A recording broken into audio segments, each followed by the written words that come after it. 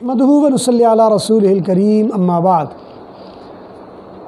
امت میں جب علمی زوال آتا ہے تو پھر لفظی جنگ شروع ہو جایا کرتی ہے، اور اس کا پس منظر یہ ہے کہ ایک سوال کیا گیا ہے۔ سوال یہ ہے کہ جی ہمارے ہاں یہ بحث بڑی چلتی ہے کہ ختم قرآن کہنا چاہیے یا تکمیل قرآن کہنا چاہیے۔ عام طور پر کہا جاتا ہے جی فلاں مسجد میں فلاں تاریخ کو ختم ہوگا، فلاں تاریخ کو فلاں جگہ پہ ختم ہوگا، اور فلاں جگہ قرآن کریم فلاں تاریخ کو ختم ہوگا، تو ختم نہیں کہنا چاہیے۔ ختم تو بڑا خطرناک لفظ ہے، اس کا مطلب تو بالکل ختم کر دینا کسی کو، تو یہ نہیں کہنا چاہیے بلکہ تکمیل قرآن کہنا چاہیے۔ اور تکمیل قرآن کا مطلب یہ ہوتا ہے کہ اب میں نے مکمل کیا ہے تو آئندہ میں اس کو دوبارہ بھی پڑھ لوں گا، تو تکمیل کہنا چاہیے۔ اس سلسلے میں یہ واضح طور پر معلوم ہو جانا چاہیے کہ یہ ایک ایسی لفظی بحث ہے جس کا مطلب کچھ بھی نہیں ہے۔ آپ ختم قرآن کہیں یا تکمیل قرآن کہیں، اس میں اگر آپ ادب کا پہلو نکالیں گے تو دونوں میں نکل جائے گا، اور اگر بے ادبی کا نکالیں گے تو دونوں میں نکل جائے گا۔ مثلا ختم قرآن میں اگر ختم سے مراد بالکل ختم دی اینڈ کر دینا ہے کسی چیز کو، یا فنش کر دینا ہے کہ اب دوبارہ بچے ہی کچھ نہیں، تو یہ خطرناک مفہوم ہے، اور یہ تو جائز ہی نہیں ایسا کہنا کہ ختم قرآن یعنی قرآن کو ہم نے ختم کر دیا، یہ درست نہیں ہے۔ لیکن ختم قرآن سے مراد اگر اختتام ہے، ایک ابتدا ہے اور ایک اس کا اختتام ہے، جیسے اردو میں عام محاورے میں یہ لفظ چلتا ہے ابتدا اور اختتام، یا شروع اور ختم،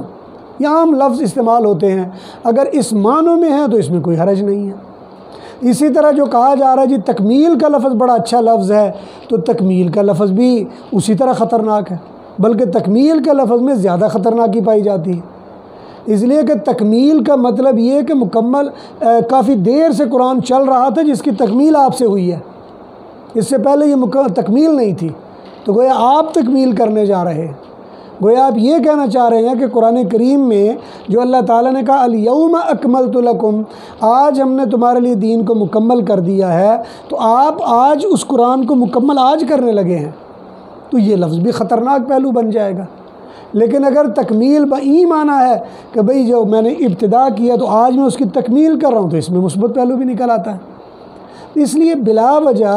الفاظ کے منفی پہلوؤں کی طرف توجہ نہیں دینی چاہیے، بلکہ اس کے مثبت پہلو کو سامنے رکھ کے اس سے نتیجہ نکال لینا چاہیے۔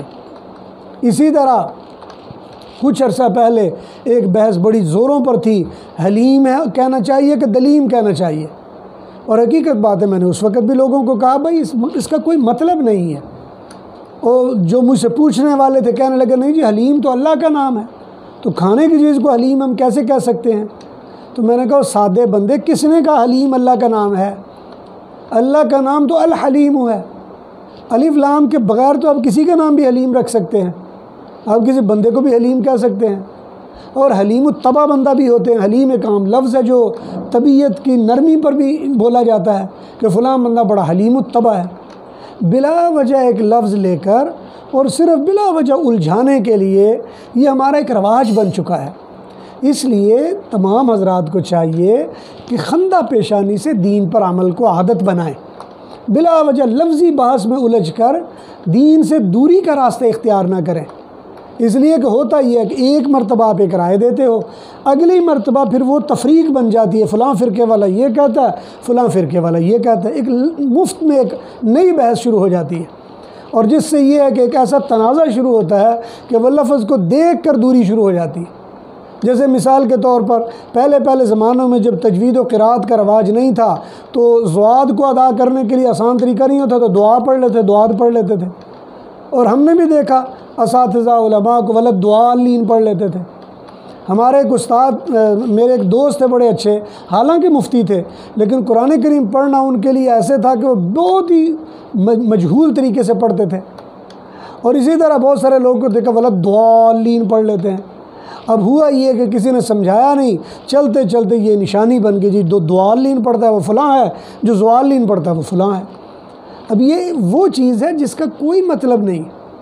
حلیم دلیم کچھ مطلب نہیں ہے، اسی طرح ختم تکمیل کچھ مطلب نہیں ہے۔ بلا وجہ ہم نے ایک ایسی بحثیں شروع کر دی ہیں جس سے دین کا نہ فائدہ ہے نہ دین کا نقصان ہے، البتہ وقت کا ضیاع بہت ہے۔ اتنی دیر میں آپ ایک تسبیح پڑھ سکتے ہو جتنی دیر میں آپ کسی کو یہ سمجھانا چاہتے ہو بھئی ختم نہیں کہنا چاہیے تکمیل کہنا چاہیے، یا تکمیل نہیں کہنا چاہیے ختم کہنا چاہیے۔ اور شاید اس کا پس منظر یہ بھی ہو کہ جو ہمارے بعض حضرات ہیں جن کے ہاں ختم کا معمول ہے، کھانا آگے رکھتے ہیں ختم دیتے ہیں، اور جو بعض حضرات ہیں وہ اس کو شرک تک بھی کہہ دیتے ہیں، تو شاید وہ شرک کہنے والوں کو یہ ختم کے لفظ سے اتنی الرجی ہے، انہوں نے کہا ہوگا نہیں ختم کہنا ہی نہیں چاہیے۔